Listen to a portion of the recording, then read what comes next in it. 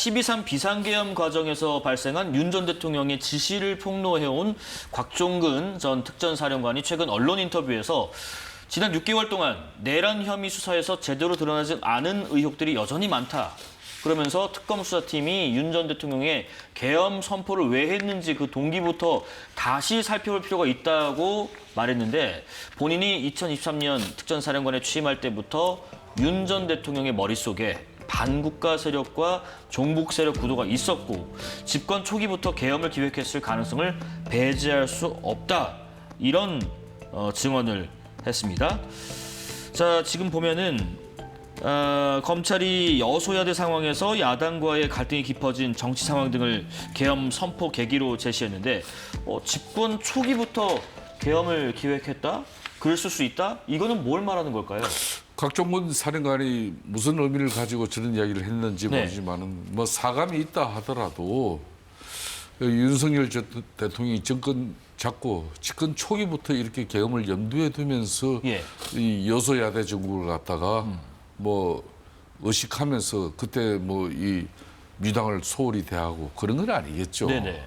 그건 아닐 건데 이제 결론적으로 지금 이제 계엄이 이뤄지고 이 계엄이라는 이 자체가 얼마나 지금 현재 대한민국에 끼친 그런 여러 가지의 문제점을 자신도 이제 옥고를 치르고 또 지금 뭐 나와 있지만은 나와 있는 상태에서도 하룻밤도 지금 편치를 않겠죠.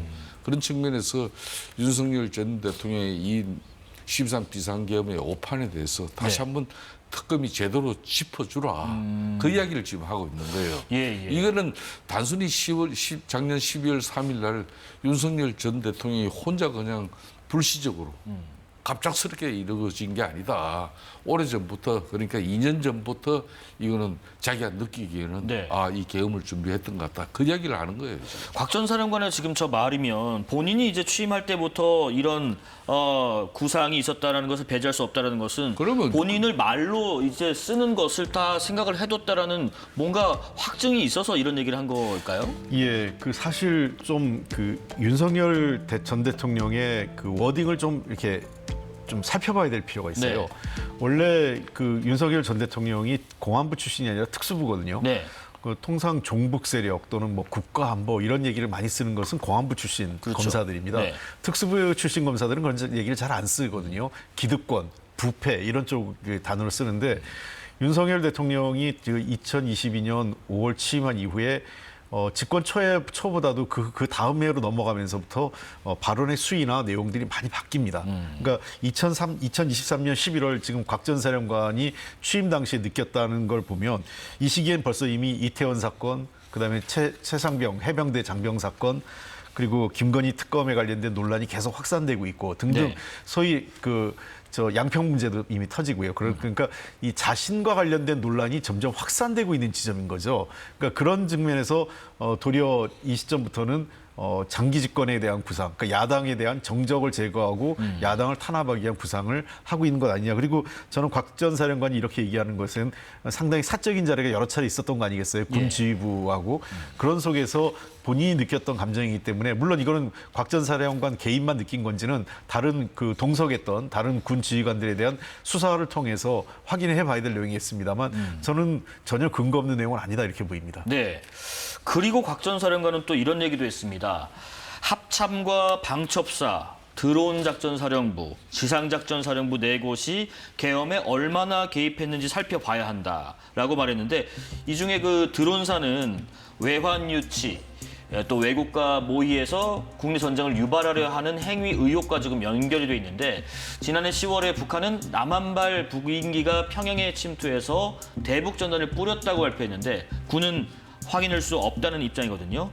이를 두고 지금 윤 전 대통령이나 김용현 전 장관이 북한의 군사 도발을 의도적으로 유발하려 한 것 아니냐는 의혹이 있었는데 검찰, 경찰, 공수처가 이 부분에 대해서는 수사에 대한 내용을 뚜렷이 들여다본 적이 없는 것 같아요. 만약에 이게 사실이라면 좀 파장이 클 것 같습니다.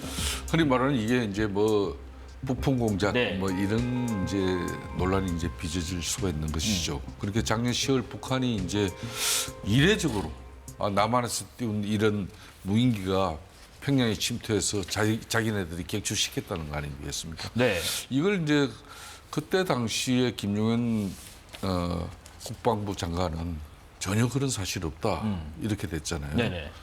공식적인 우리 정부의 입장은 우리 군이 대통령의 지시라든지 국방부 장관의 지시에 의해서 드론을 띄워가지고 북한 평양에 이걸 갖다 침입시켜가지고 뭐 군사 작전을 갖다 했다. 이거는 전혀 아니거든요. 네네. 그러니까 공식적인 지금 현재 우리 군의 입장, 국방부의 입장은 이건데 지금 각종군 지금 전 사령관이 이런 문제를 제기함으로써 네. 이미 이제 그러니까 부품 공작을 만들어서 자작극으로 만들어 가지고 북측이 뭐 국소적인 도발 행위를 할 수 있게끔 유인해서 결국은 그 구실로 계엄을 만들려고 했다. 이렇게 이제 연결시키려고 하는 이 상당히 지금 각종군 사령관 입장에서는 윤석열 전 대통령과 김용현 전 장관에 대한 엄청난 이제 쉽게 말하면 감정이 녹아 있는 그런 입장이 나오는 거죠. 예, 예. 근데 제가 한 가지만 더 말씀드리면 네. 이 문제는 사실 저희 민주당 내에서는 제가 원내대표할 때 심각하게 논의를 했어요. 네. 그러니까 북한 도발을 유도해서 비상계엄의 명분을 삼으려고 하는 거 아니냐. 그런 거에 대해서 사실 제가 원내대표 당시에 우려도 했고 그 점검도 했고 또 이 당시 이재명 대표하고도 이 문제에 대해서 별도로 최고위원들하고 상의하면서 걱정을 많이 했어요. 그래서 북한 도발을 막기 위해서 우리가 여러 가지 노력을 해야 된다. 북한 도발이 일어날 경우 윤석열 당시 대통령이 어떠한 행동을 벌일지 모른다에 대한 우려가 실제로 있었습니다. 그런 측면에서 이번 내란 특검에서 이 사실은 뭐 진상을 명명백백하게 밝혀야 되겠죠. 예.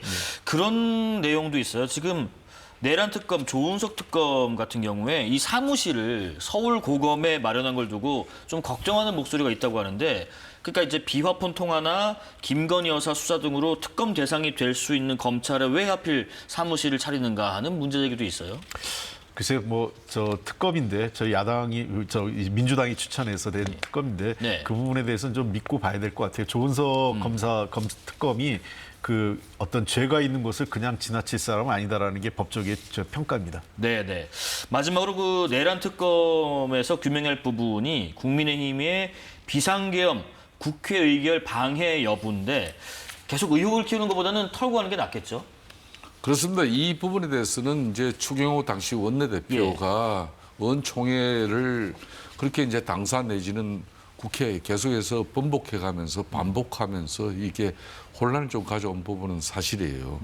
그걸 이제 계엄을 방해를 의도적으로 방해하기 위해서 네. 뭐 그런 뭐 본인의 정치적 행위가 있었다면은 이거는 문제가 되겠지만은 당시 이제 국회가 봉쇄당하고 있었고 그렇기 때문에 이제 가까운 큰 길 하나만 건너가면 우리 당사이기 때문에 네네. 그 당사에서 의원총회를 소집하는 것은 지극히 이제 당연한 일인데 그렇지만은 이제 윤석열 전 대통령이 뭐 이런 특전사 사령관이나 소방사 사령관을 통해서 긴급하게 문을 부수고라도 들어가서 끌어내라 그런 사항이 있는데 왜 국민의힘 의총은 그렇게 계속 혼란을 가져갔냐 이런 부분이거든. 그럼 만일 이 부분을 지금 이제 이게 이제 흔히 말하는 뭐 위헌정당 해산 심판 사유로 만들기 위해서 네. 이건 상당한 정치적 보복의 우려가 큰 그런 정치적 논란을 가져갈 수 있는 문제를 손을 대는 거 아니냐.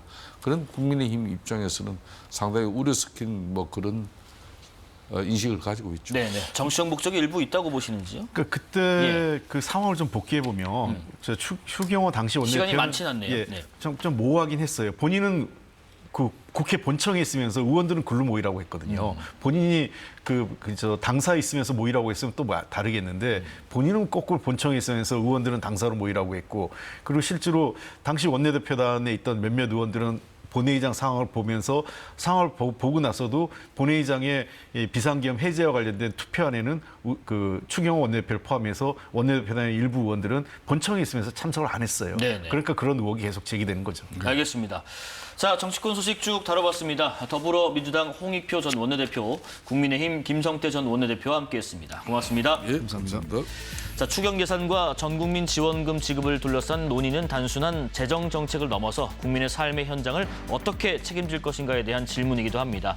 지속 가능한 재정 운용과 실질적인 민생 회복 사이에서 정치권이 신중하면서도 책임 있는 결정을 내려야 할 때입니다. 6월 19일 목요일 사사건건 여기까지입니다. 시청해주신 여러분 고맙습니다.